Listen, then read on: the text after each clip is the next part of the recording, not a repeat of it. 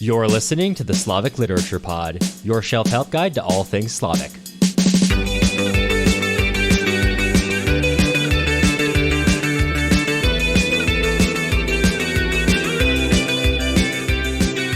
I'm Cameron Lalana. And I'm Matt Gerasimovich. And today we are covering Part 1, Chapter 11 of Vasily Grossman's Life and Fate.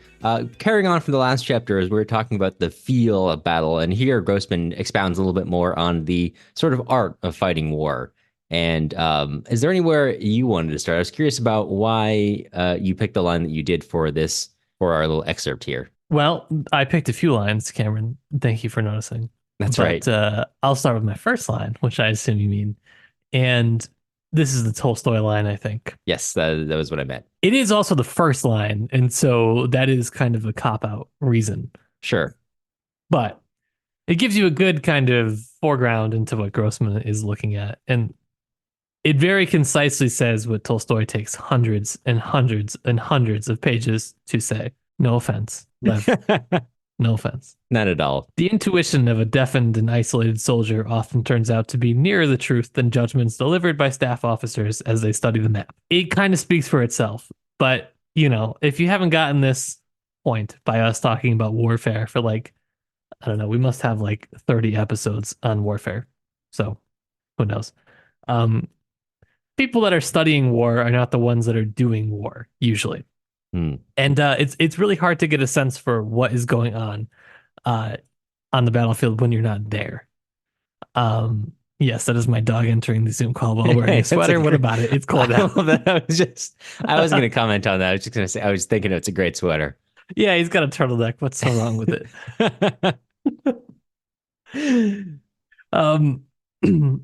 But I think that Grossman continues to expand here because Tolstoy in some ways is a little bit one-dimensional when he's talking about war. At least I would say in War and Peace. There are parts where, I don't know, Grossman might be a little more resonant with what war looks like currently, I guess. And that's not a fault of Tolstoy. That is merely the fact of being closer in historical age with someone than another person.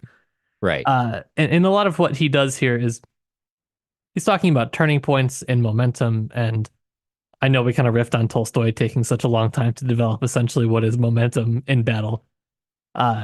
In Grossman talks about it here. He's talking about this very almost romantic eye, quote unquote eye, which is, against everybody, fighting off the tanks, all this stuff. You're just kind of singularly alone in battle. And then it morphs into the we, and that is where a battle can turn. And this is what happens in this chapter, where Kremov he could see with absolute clarity that the German storming party had been routed, and there's this little bit of a turning point, a little bit of a reprieve for the Soviet forces. But it's an interesting psychological look into how battle works, because it's not all based on what is actually happening. It's sort of based on the perception of how it's happening. Right. Absolutely. And I think bringing together these sort of contrasts here of okay, you can take a night, which is in which you're having a great time the whole night. And the fact that you're having a great time the whole night, even if you had a clock available to you, it seems like a blur. And then in contrast, if you were spent 25 years in prison, you might say that it's felt like forever, but also the quickness of the days individually were, seemed meaningless to you, even if the whole span seems like it takes so long. And then he says, well, battle is this secret third thing where you have depending on what you're experiencing, right? The ship being under fire can seem like forever, whereas this other event seems like it's only taken a moment. Even crawling across the field really took an hour. And going back to something I mentioned in the Discord yesterday, possibly even mentioned this in our short recording. One thing I really appreciate about Grossman's writing is that he includes so many small mental details, not just trying to, and of course Tolstoy is trying to do that too, but with Grossman's they're very particular, right? Like yesterday we had a commander on the front lines here was judged by the quality of his bunker, and that reflected upon everything about him, right? This guy has a bad bunker, obviously he's got a bad bunker. His wife left him before the war. I mean, you've got to see the continuity, right? I've heard that. Right. And there's this really this specificity with which he writes. And the experience here, as long as we're talking about Tolstoy, again, going to the experiences, I think the experiences of the young Count Rostov are, of course, the Balkan, Count Andrei Balkansky are great as well. But I think the young Rostov are a great counterpoint here, or not counterpoint, but a great counter here just in general because they've got this young man on the battlefield for the first time for a lot of these events, and he's like coming to understand not only himself and his place in the world and on the battlefield, but sort of it's like this. It does have a grander, I don't know, feeling. He's trying to figure himself out when it comes to the battle. Whereas here we have this specificity in which the self is almost entirely subsumed, right? There's of course this moment is about Krimov, and I won't say that this is all from Krimov's point of view, like he's being lost in his thoughts here, but you have this sense of this sense of self, which is completely lost in the muck, in the mire of everything else going on around you, until suddenly, among this shadowy battlefield, Krimov having well, this sense of momentum being described to us, Krimov suddenly sees the momentum has gone the way of the Red Army, and getting that sort of just specificity is just appreciated. It really conveys a lot of I can't say for sure this is something their musings Grossman himself had, but they feel born. I guess the technical term would be verisimilitude, right? They feel born of reality, of truth, of the battlefield in a way that sometimes, right? Like your question in the end, how does this compare to other depictions of fiction? And I've never been on a battlefield. I'm speaking entirely from a theoretical standpoint. But The even as someone coward's viewpoint. right, you can understand a more realistic and a less realistic standpoint.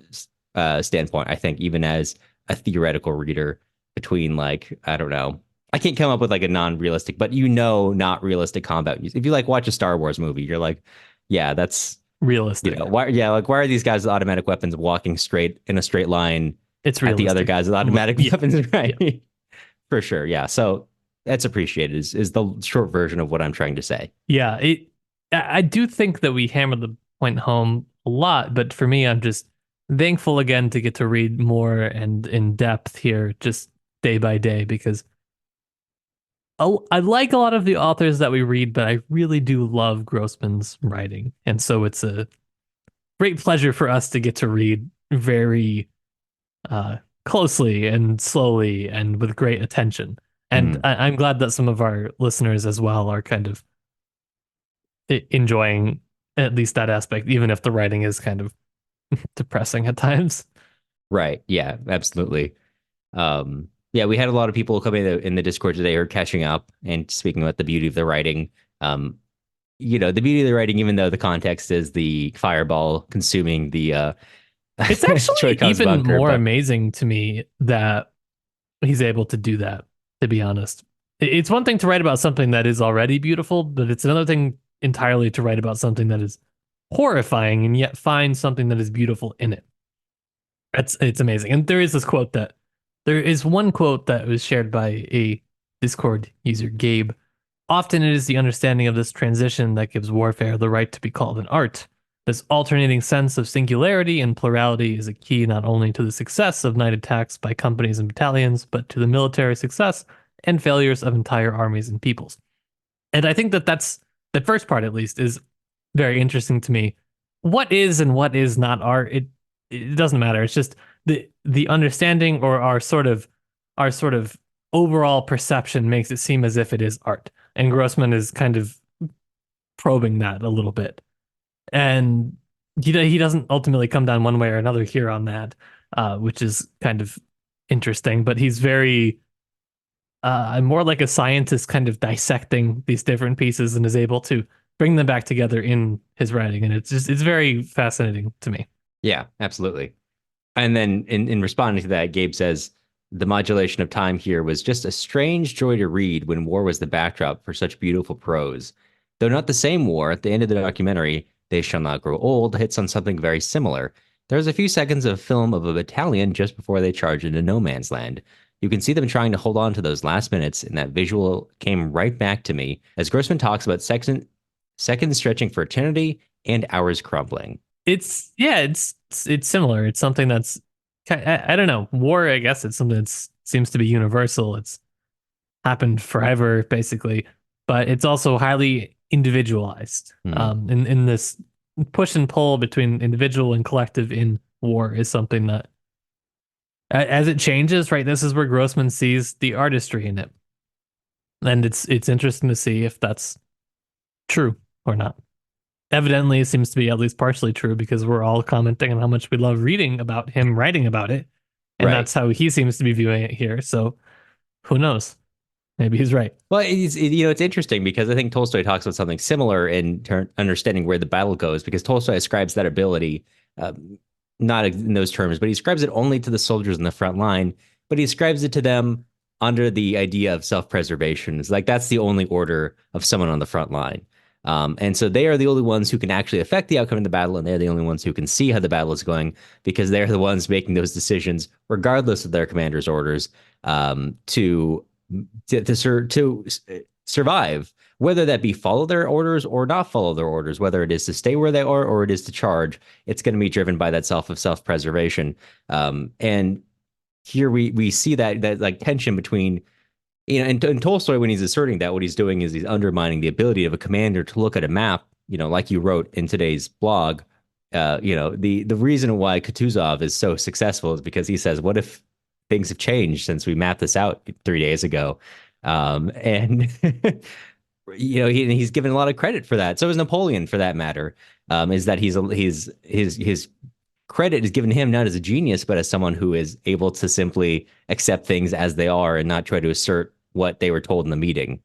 And in carrying through here is Grossman like reasserting that, but also kind of slightly taking it into a new direction, right? In a newer age for a new set of warfare, where it's not simply, the momentum of the battlefield is just the soldier trying to survive. Now it's, frankly, I mean, warfare has changed, right? In this time, Tolstoy talks about how horrible the war of, Napoleon's invasion of Russia was, and it was horrible. I think it's pretty inarguable that World War II is worse on every front. And Yeah, just like, Tolstoy never had to deal with automatic weapons fire. That's like the running forward into an enemy position with a cannon pointing at you is terrifying enough. Now running forward towards an enemy position where they have an automatic weapon that's able to shoot, hundreds of rounds a minute. Like, this is just a new order of the self and the ways in which you have to understand yourself under a single a dozen cannon shots from a dozen cannons, and the way you have to understand yourself in front of a machine gun. I think that sense of self is just different. That sense of how time affects you is just going to change. And this is reflected in this sort of malaise in which Krymov is in as he's under fire, and slowly the Red Army's turning the tide here. for sure. That is all I had to say. I'm great. All right. I'm Perfect. I'm good. glad. I'm good. I'm glad Alfie's warm too. He looks cozy. Yeah, I don't know if you can hear him just sighing in the background. Well, hopefully Alfie stays cozy through your cold time. And to all the rest of you, we hope you stay warm and cozy through your cold time, presumably, unless you're, on the other side of things. So whatever it is, stay comfortable. We'll see you It's tomorrow. not our best sign off. What do you mean? I think this is very empathetic. This is a very empathetic, very people forward. This is what I was True. learning that's what I learned in my HR people forward meeting the other day. Yes. Does not make you sound like a robot. I hope you do not have cold time. I hope you maintain a temperature which is above that which you need to stay alive. We will see you upon the morrow. You will hear from us again soon, unless the robots get cannoned first.